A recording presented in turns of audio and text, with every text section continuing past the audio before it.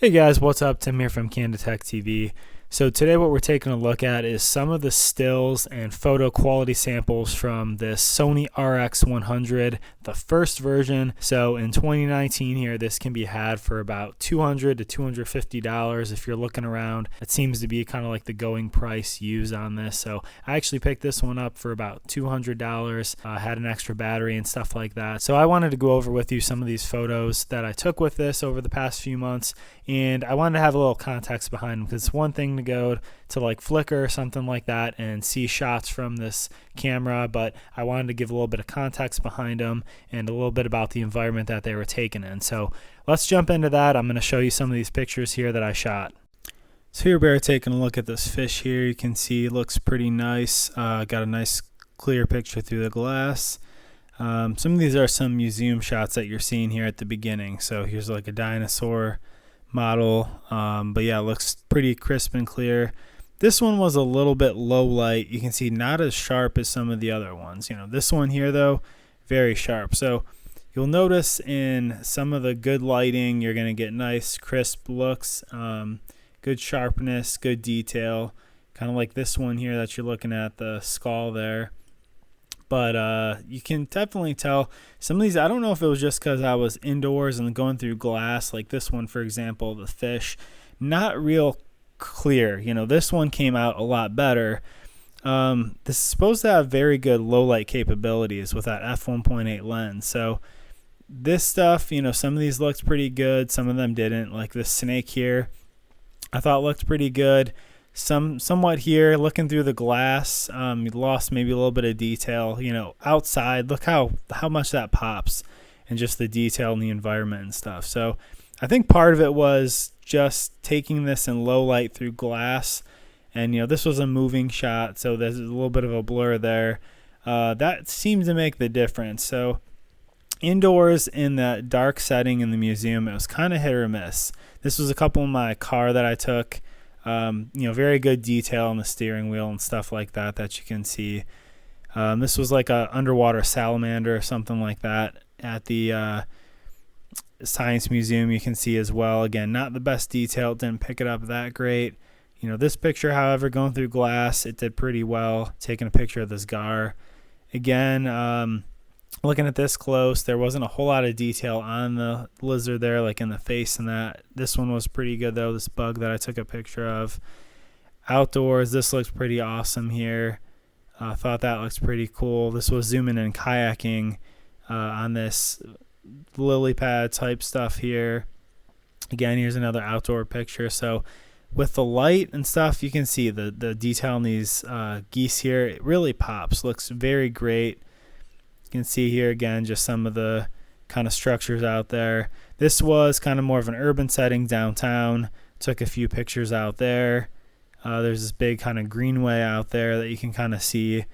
Overcast day on these, but again, pretty good detail in the pictures, and looking at the bricks and stuff like that. Looking at some of the plants here, and the texture at this railroad track was real nice. I really liked this picture. I thought this came out really nice as well. And again here, kind of out on the water. But the sky looks nice there. You can see, taking a look at the bushes and just the detail and the leaves and the contrast. Here's some more of some plants inside. Again, this is here in my kitchen. Taking again look at some moderate lighting. This was in the butterfly garden inside the Science Museum here. I thought these came out pretty good. Again, this one here, the focus didn't really pull on the butterfly as much. But this one, look at the leaves and just the detail there. Again, look at the colors kind of popping on this butterfly. So, again, with these plants, you can kind of see some of the color popping in that. The different pictures really popped. Other ones, they were kind of a little bit blurry. So, from a reliability standpoint, if you want to be able to point and shoot and get that perfect picture right away, I did have it fail me on some of those, especially, like I said, just in the low light. But, look at something like this. You take almost like a macro type shot up close.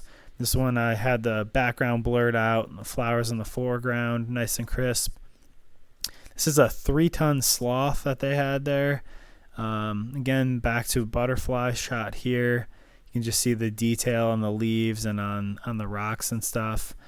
And I thought it did very well with this. Again, here's that butterfly garden again. This had probably like 100 butterflies just in this room. And so I took some shots on them and everything. Again, here's kind of the downtown look on this big green space. Some outdoor flowers, so pretty good lighting out here. You can see how that looks. Again, this outdoor shot is kind of overcast day, so you can kind of see, again, downtown overcast outside the Science Museum, just to give you an idea.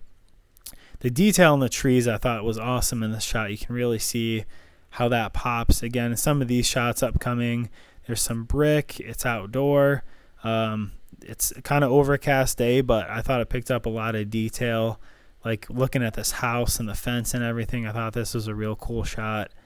And then this was down the street as well, kind of walking through the urban environment there. Again, I thought this was really cool too, just the depth to this shot. And here was another shot there, kind of downtown, one of the murals they had. So overall, this camera is definitely very capable still in 2019. There's a lot of upgrades and new options out there within even the Sony RX100 line itself. But if you find one of these, you can get these, like I said, for maybe $200, $250 right now. I'll put a link down there to the Amazon link. And there's, some used links down there if you click through that. But this will give you the brand new camera as well. But definitely check that out. I do get a little bit of an affiliate percentage kickback through any purchases you make through that link, whether it's this camera or not. So I'd appreciate that. But I have a few other camera reviews and some similar videos with some shots like this. So check through my video library if that's something you're interested in. Love for you guys to subscribe if you want more content like this. I do other tech reviews weekly here. But thank you guys for watching with me today. Take care and make sure to comment with any questions you might have down there below.